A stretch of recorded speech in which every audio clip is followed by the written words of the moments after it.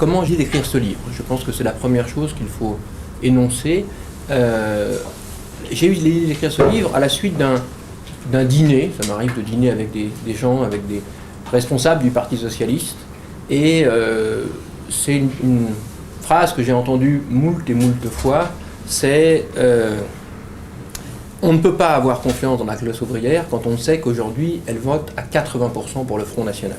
Je l'ai encore entendu récemment, lorsque dans un petit dîner comme ça, il n'y a pas très très longtemps, un copain socialiste à qui je disais que je travaillais sur le monde ouvrier m'a dit « Mais comment tu peux oser travailler sur des gens qui votent pour le Front National ?»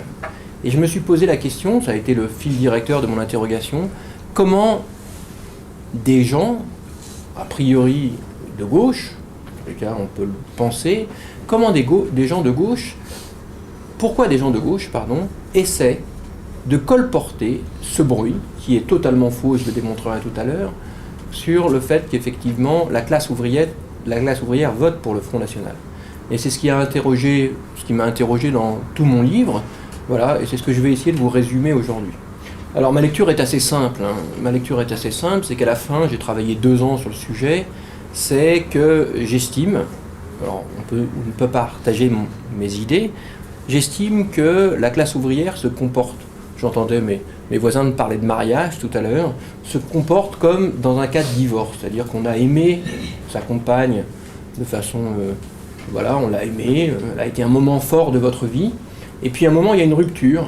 Cette rupture, elle est à la fois le fait de la classe ouvrière, et j'essaierai de le démontrer, elle est à la fois le fait du Parti socialiste, parce que les deux sont acteurs, hein, je ne réduis pas la classe ouvrière à une classe qui subit, c'est une classe évidemment qui agit, elle agit de façon assez violente, hein, du reste ne nous trompons pas, regardez le ministre de l'Intérieur, Philippe Val, vient de dire qu'effectivement elle invitait la classe ouvrière à un peu moins violente, c'est donc une classe qui est capable de violence, en tout cas capable de faire peur à un gouvernement socialiste.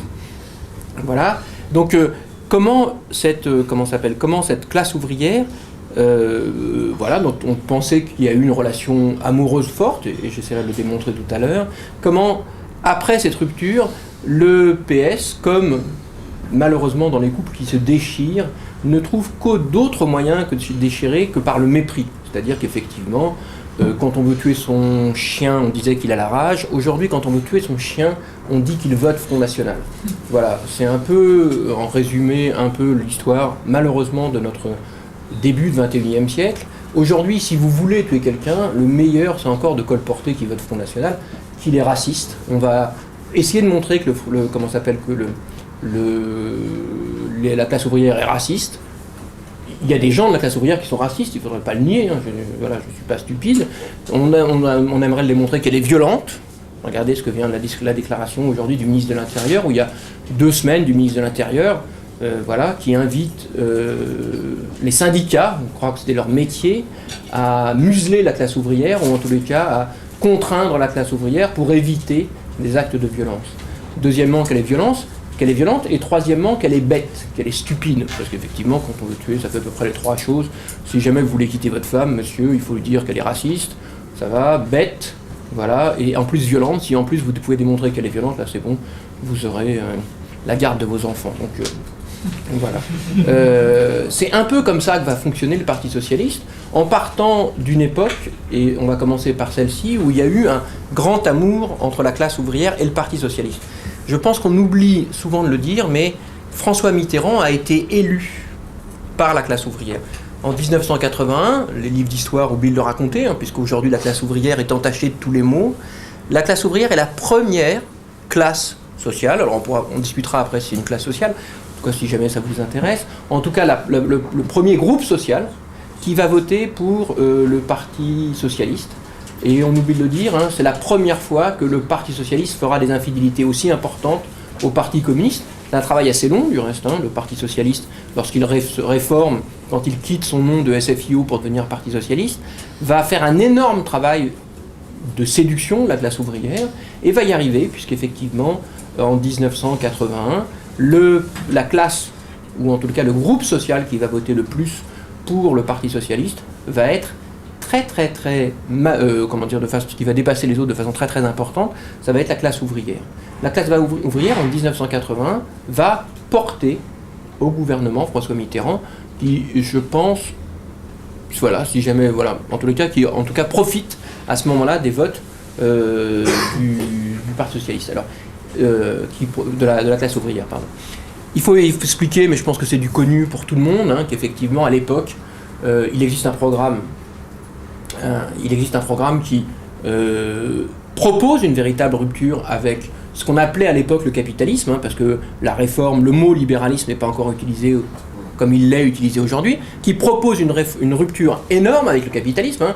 On oublie ce que c'est que le programme commun de la gauche, qui propose une rupture, c'est simple. Hein. Il envisage même, on oublie de le dire, de quitter l'Europe. Il envisage même de mettre du protectionnisme. On a complètement oublié ça. Hein. Il y a une ligne, je ne suis pas capable de nommer laquelle, mais il y a un des points de ce programme commun qui propose de mettre en place du protectionnisme, voilà, qui propose une véritable rupture avec le capitalisme. De ce fait, effectivement, la classe ouvrière, trouvant une alternative à ce libéralisme sur lequel qui grimpe, qui monte progressivement, hein, les années Giscard d'Estaing, c'est ce libéralisme qui grimpe, l'arrivée de Raymond Barre au gouvernement, c'est ça, voilà, qui trouve effectivement, sur le coup il n'y a pas d'alternative, une véritable alternative au modèle libéral, qui est le modèle libéral qui monte. Hein. Souvenez-vous, 79, l'élection de Reagan-Thatcher, 80, l'élection de Reagan aux États-Unis. Donc on est complètement dans sûrement, alors je n'ai pas travaillé beaucoup dessus, mais sûrement une peur de la classe ouvrière, une peur de disparaître, en partie légitime, hein, vous allez voir, on pourra revenir dessus, une peur légitime de disparaître, et là, elle trouve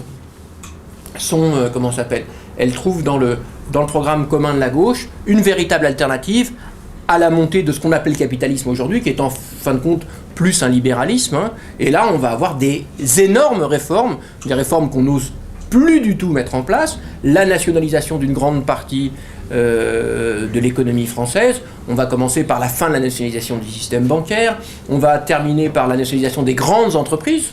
Le CNR avait déjà nationalisé un certain nombre d'éléments, mais on n'avait pas nationalisé l'industrie, par exemple. On va nationaliser l'industrie, on va nationaliser très très nettement l'industrie, et on va avoir effectivement, de 1980 à 1983, une tentative importante, une tentative en rupture, sur le coup, de mettre en place une véritable alternative à la vague libérale qui se met en place dans le monde entier. Voilà. Alors là, il y a la grande période d'amour entre la classe ouvrière et le Parti socialiste. Hein, ça se passe très très bien. On oublie totalement, hein, mais il y a à l'époque François Mitterrand qui va proposer de remettre beaucoup d'argent dans la sidérurgie lorraine.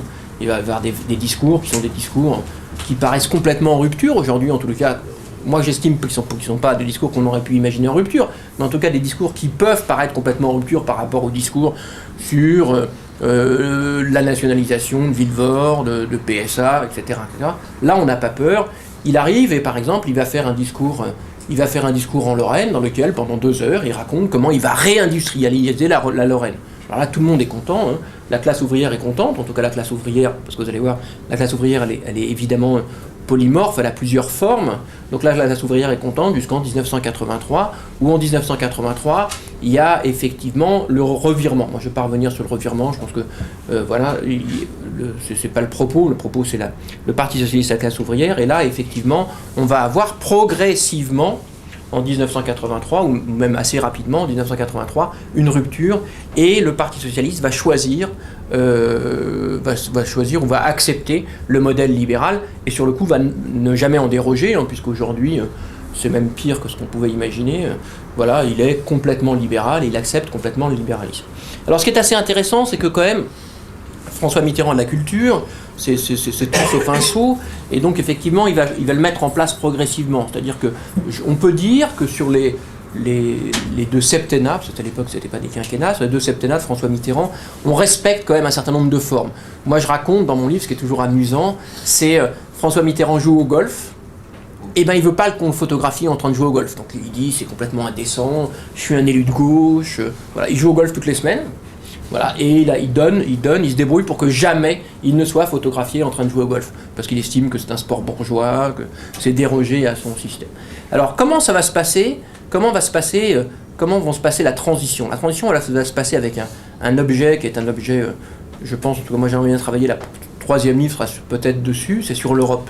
Voilà, c'est grosso modo. Là, lorsqu'en 83, le Parti socialiste abandonne ces doctrines de rupture avec le capitalisme, il se trouve orphelin de toute pensée. Hein. Il faut bien penser, c'est que d'un seul coup, vous avez le Parti socialiste qui a réfléchi, hein, parce qu'on ne se rend pas compte, mais la construction du programme commun de la gauche est une construction très très longue. Hein.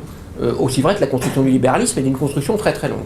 Donc il se trouve orphelin de toute pensée économique, toute pensée, même de toute pensée du tout, et il va tout de suite se rattacher à une pensée extraordinaire, c'est l'Europe. Parce que l'Europe, ça se vend bien. Alors, moi-même, j'ai voté Maastricht, je crois, de mémoire. J'ai dû voter, c'est tout. J'ai dû voter pour Maastricht, parce qu'on m'a demandé de ne voter pour Maastricht, mais j'ai voté pour Maastricht. Donc l'Europe, ça se vend bien. L'Europe, c'est la paix.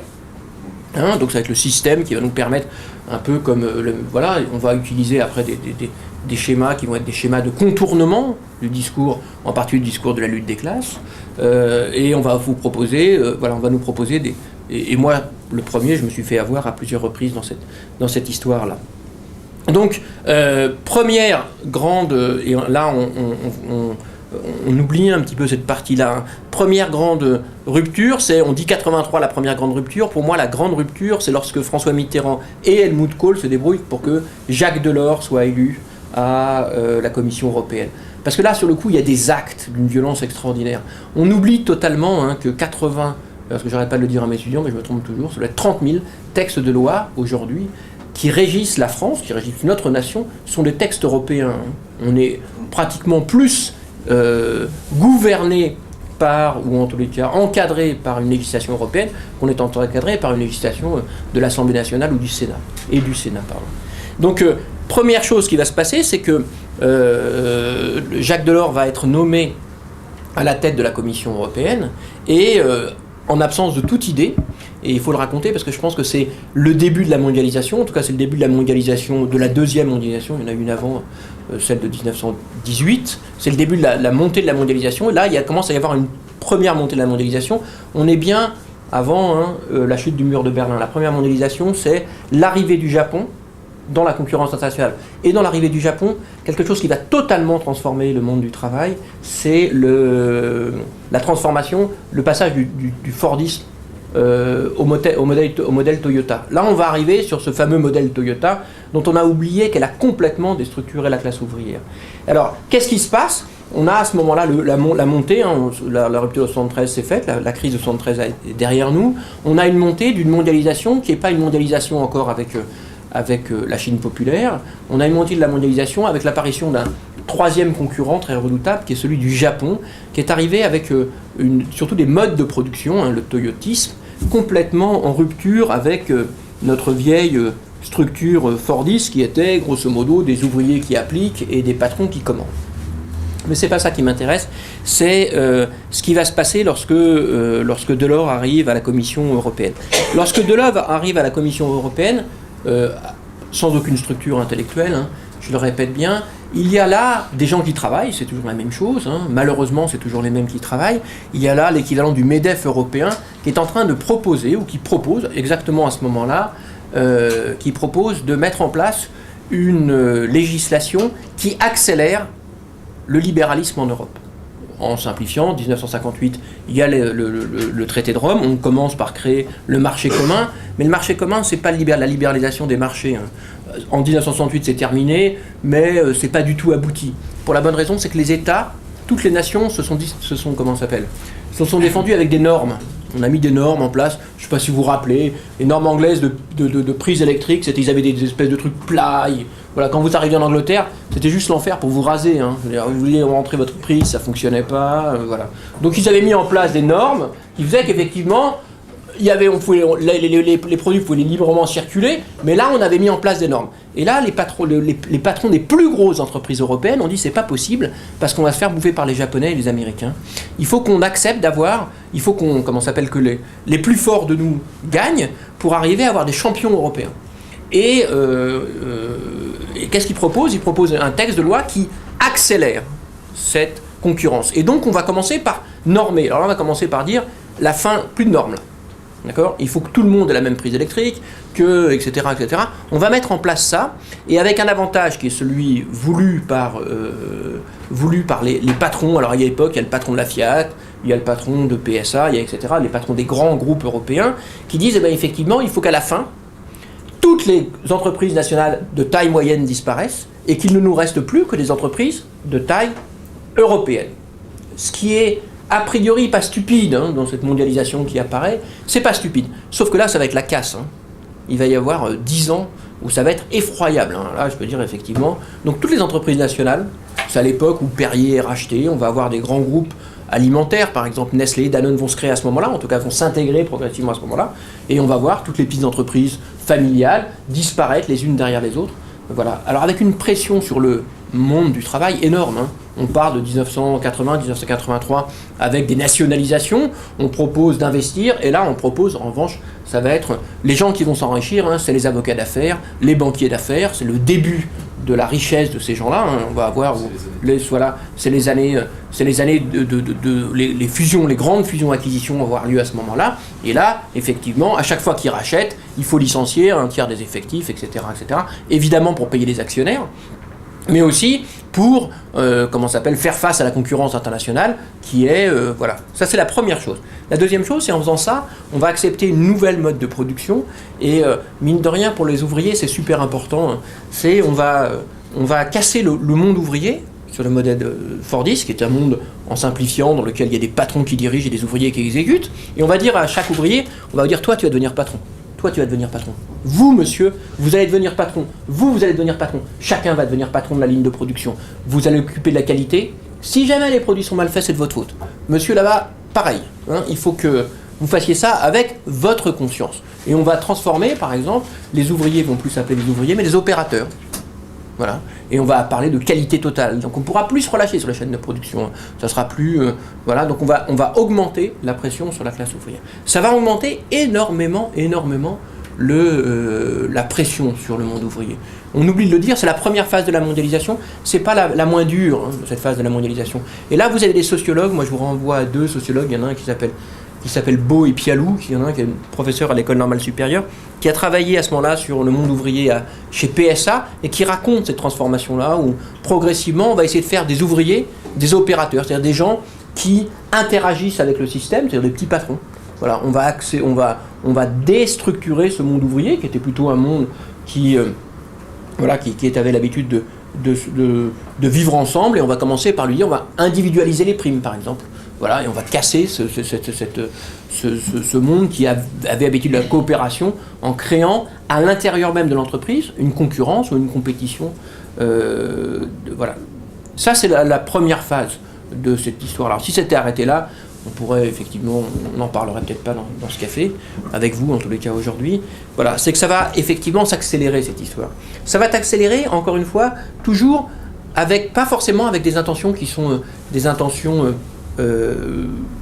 désagréables ou mauvaises, je ne sais pas comment on pourrait dire. Moi, je ne veux pas faire porter au Parti Socialiste l'idée que, dès le début, ils voulaient sacrifier la classe ouvrière. Ils ont commencé par faire des essais, suivre le monde, faire comme tout le monde, faire comme les anglo-saxons, s'intégrer aux élites mondiales.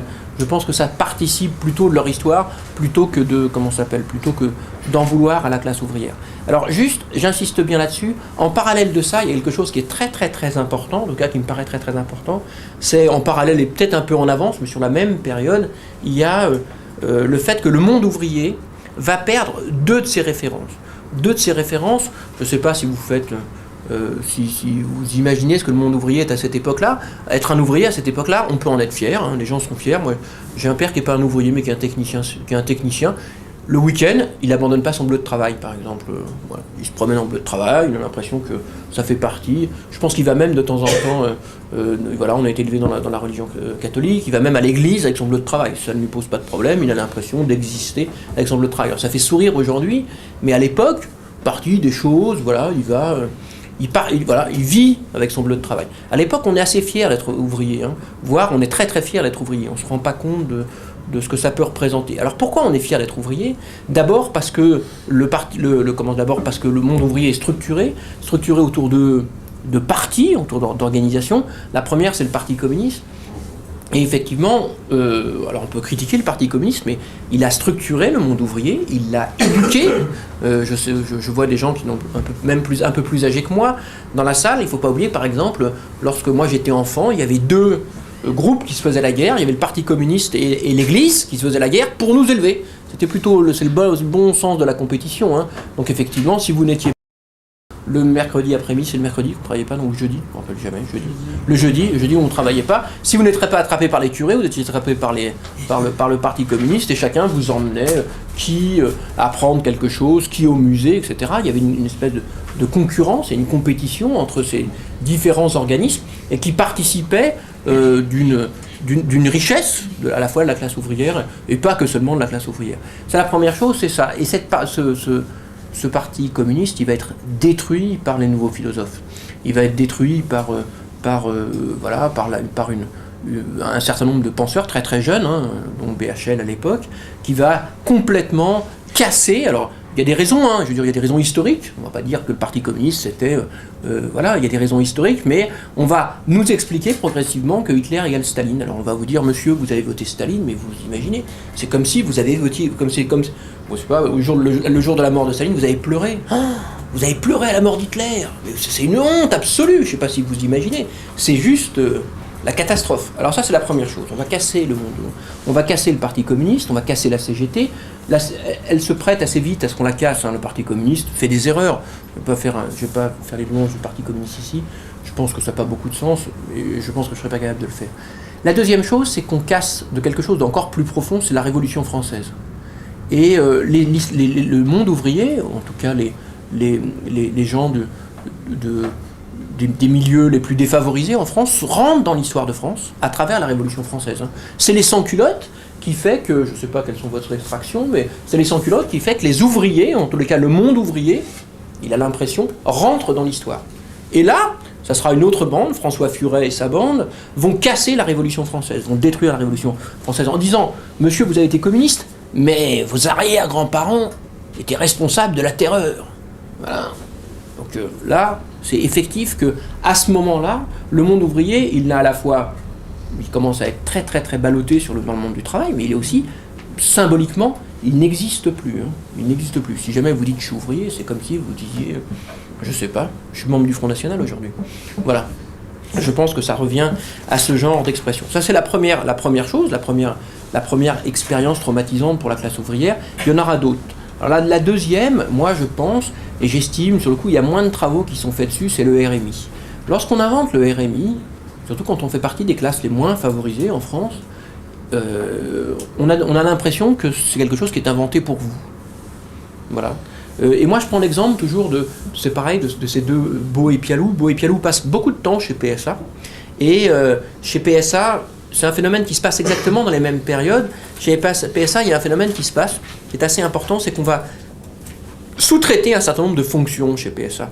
Alors, ils expliquent très bien, je pense que c'est Pialou explique très très bien à un moment, le travail des gens qui tendent l'étoile sur les fauteuils de voiture. Alors, je ne sais pas si vous voyez vos fauteuils de voiture, il y a une structure en bois derrière, puis c'est agrafé. Donc il y a des gens qui prennent avec une pince les toiles, et puis qui prennent avec des agrafeuses et qui agrafent la toile de voiture, et ce qui fait que nos voitures les sièges de nos voitures sont bien tendus.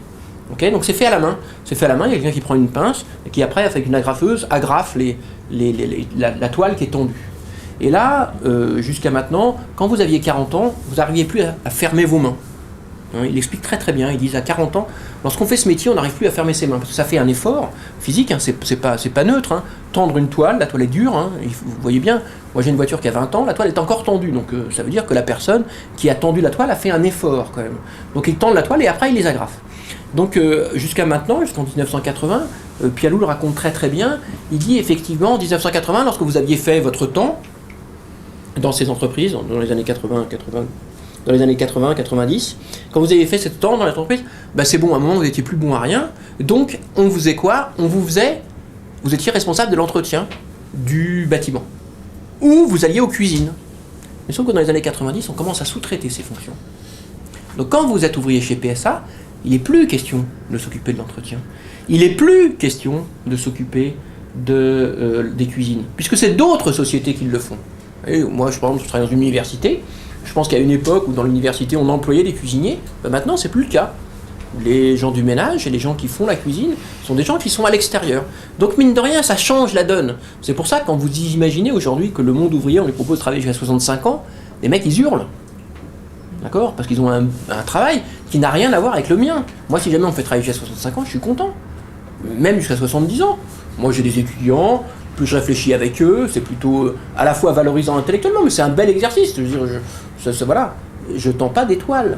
Je ne porte pas, je sais pas, quand ils décrivent leur métier, je mets pas des boulons dans lesquels il faut se tordre en deux, et à 40 ans, on n'en peut plus. Et donc, juste à ce moment-là, il se passe quelque chose qui est effectivement la sous-traitance se met en place. Okay ? Et quand la sous-traitance se met en place, comme par hasard, c'est l'époque où on invente le RMI. Et il voit très très bien quelque chose qui est inventé à peu près à cette période-là, c'est le harcèlement. Hein ? On veut vous foutre dehors, donc à 40 ans, vous n'êtes plus capable de serrer la toile. La réponse du Parti Socialiste, c'est on va inventer le RMI. Donc on va inventer quelqu'un, alors heureusement, tout le monde ne tombe pas dans la grande précarité, mais l'ouvrier, quand il voit ça, il voit très très bien la sous-traitance qui s'en va à l'extérieur, et il s'aperçoit qu'effectivement, juste à ce moment-là, on est en 1994, je peux me tromper dans mes dates, juste regarder des notes, on est en 1994, on est en 1988, je vous prie de m'excuser, on invente le RMI. Voilà, et donc effectivement, je pense que c'est symboliquement, et vous allez voir si jamais on va si vous me laissez aller jusqu'aux 35 heures, vous allez voir que c'est symboliquement encore quelque chose qui est plutôt d'une idée généreuse, mais qui est interprété par le monde ouvrier, qui est un monde, on a du mal à l'imaginer, hein, surtout dans cette période-là, qui est un monde structuré autour des valeurs travail. Hein.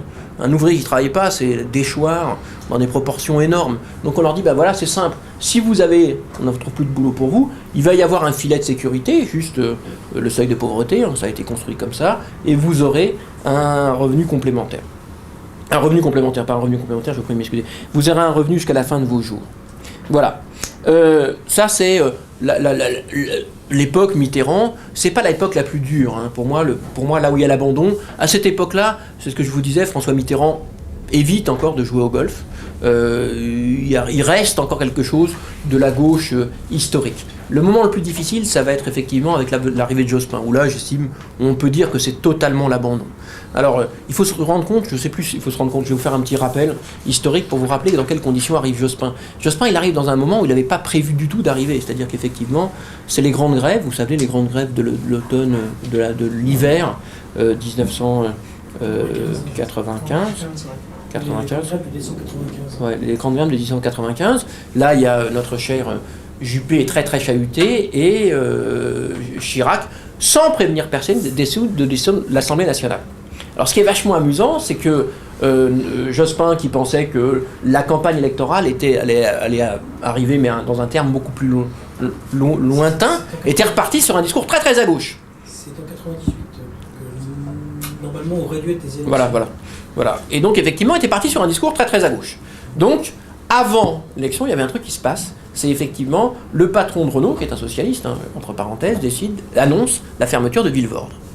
Les élections ne sont pas encore... Il n'y a pas d'élection en vue. Il y a une énorme manifestation des syndicats ouvriers à Bruxelles. Et là, Jospin se fait filmer en disant « Jamais je n'accepte... Si j'étais au gouvernement, jamais je n'accepterais la fermeture de Vilvorde. » Okay ? Il y a la pression à ce moment-là de l'Allemagne pour contraindre la politique européenne. Il reprend la parole. Jamais je n'accepterai qu'on ratifie, si jamais je suis au gouvernement, jamais je n'accepterai que l'on ratifie ce traité européen. Et l'histoire s'accélère, puisque à un moment, à l'Élysée seul, notre cher Jacques Chirac décide de dissoudre l'Assemblée nationale, et hop, il est en compétition. Il ne peut pas changer son discours, donc il reste sur le même discours. Jusqu'à la fin, il va dire « Jamais je n'accepterai que Vilvorde ferme. Jamais je n'accepterai... » Et c'est là où c'est amusant, c'est que l'histoire bégaye, malheureusement. Hein. Malheureusement pour l'avenir de notre démocratie, l'histoire bégaye, c'est qu'effectivement, on se retrouve exactement dans la même situation que Hollande aujourd'hui. Jamais j'accepterai de ratifier le traité européen dans ces conditions. Jamais je n'accepterai les licenciements boursiers. Et là, effectivement, et ça va très très vite, hein. En 15 jours, il change son fusil d'épaule, Vilvorde va fermer. Alors effectivement, c'est fait dans des conditions inacceptables. Vilvorde ferme le premier jour des vacances, un samedi. D'accord. Et c'est comme d'habitude, ils nomment des experts, exactement la même situation, ils nomment des experts, et là c'est la catastrophe, voilà, en 1987. Et là j'estime que, là on peut dire qu'il y a un véritable point d'inflexion. Parce que là, sur le coup, il essaye même pas. Pour reprendre la phrase de Serge Alemi, d'époque où la gauche essayait, là la gauche elle essaye même pas, elle ferme pratiquement le lendemain des élections. Okay. Autant vous dire que le traité européen va être ratifié, son argument va être de dire la France avait donné sa parole. C'est le même argument qui nous a été sorti cette fois-ci. La France a donné sa parole, je ne peux pas, voilà, je suis un homme sérieux, ok. Et c'est pareil, il s'est engagé à ne faire aucune privatisation, et là, il va battre même Jacques Chirac au niveau des privatisations, et ça va aller de façon très très rapide. Alors c'est lié, hein, évidemment, quand il ratifie, il est obligé de privatiser, puisqu'effectivement, l'État, pour tenir les contraintes que propose l'Europe, il est obligé de trouver du cash, et que grosso modo, la première chose qu'il va faire, c'est privatiser France Télécom, etc., etc. Et il va être champion toute catégorie, c'est assez extraordinaire que ce soit un membre du Parti Socialiste qui soit champion toute catégorie des privatisations. Voilà, et bien ça sera lui, on peut donner à Jospin, son ministre des Économies et des Finances s'appelle DSK à l'époque. Il est remplacé après par Fabius. On peut leur remercier d'avoir privatisé bien plus que Chirac l'a fait au moment où il se présentait comme un grand libéral. Dernière chose sur cette période, moi dans mon livre, quand j'ai terminé mon livre, François Hollande n'était pas élu. Voilà. Ah si, j'ai terminé mon livre quand François Hollande était élu, mais juste au début de son élection. Les 35 heures. Les 35 heures, c'est pareil, je pense que c'est encore un discours mal fagoté de la part du Parti Socialiste qui a complètement rompu sur le coup avec la classe ouvrière, et là c'est une catastrophe pour le monde ouvrier. Les 35 heures, c'est grosso modo, on va vous forcer à travailler en intensité bien plus que vous travaillez avant. Donc c'est une contrainte juste inacceptable, je pense que pour le monde ouvrier. On pourrait revenir, hein, je pourrais donner quelques exemples dessus, j'en ai donné tout à l'heure. Voilà. Et on termine aujourd'hui par l'histoire courte. Alors moi l'histoire courte, je ne vais pas rentrer dessus. Mais par exemple, ce qui m'amuse le plus, c'est on termine malheureusement par une situation qui est dramatique pour le monde ouvrier, c'est que pour la première fois depuis 1945, à l'Assemblée nationale, il n'y a plus aucun député qui représente le monde ouvrier. C'est la première fois, première législature. Aujourd'hui, c'est une législature de gauche. Voilà, en tout cas une législature socialiste. On pourrait dire, voilà, vous pouvez refuser à la gauche, au Parti Socialiste le terme de gauche. Moi, je le refuse personnellement. J'ai travaillé depuis le travail que j'ai fait sur ce sujet. Je refuse d'utiliser le terme de gauche quand je parle du Parti Socialiste. On va se dire, effectivement, pour la dernière législature socialiste, il n'y a plus aucun ouvrier représenté à l'Assemblée nationale. Voilà. Et puis je pourrais, alors voilà, c'est à peu près l'introduction. J'avais combien de temps pour faire l'introduction ? Là, c'est bon. Voilà, c'est bon. Donc voilà, j'avais fait un peu mon introduction. Puis après ça, je vais répondre à vos questions. Voilà, et je vous en donne quelques-unes. Est-ce que la gauche socialiste est une classe sociale ? J'ai travaillé dessus. Qu'est-ce que représente encore aujourd'hui la classe ouvrière ? Je répondrai à toutes ces questions avec beaucoup d'intérêt, parce que je les ai préparées.